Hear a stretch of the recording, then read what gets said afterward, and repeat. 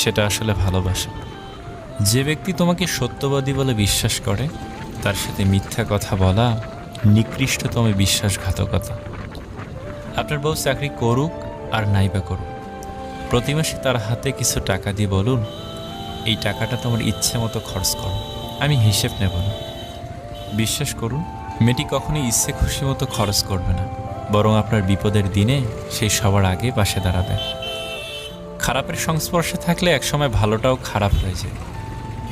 আমাদের বয়স বাড়ার সাথে সাথে ইগো বাড়ছে, ভালোবাসার মানুষের সংখ্যা কমছে, কাছের মানুষেরা ছেড়ে যাচ্ছে, আপন মানুষরা ঠকাচ্ছে।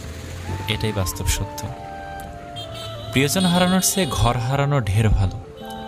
ঘর হারালে পথে থাকা যায়, কিন্তু প্রিয়জন হারালে না পথে থাকা যায় আর না ঘরে থাকা যায়। জীবনে কাউকে পাওয়াটা বড় কথা নয়, আপনি যাকে পেয়েছেন তাকে জীবন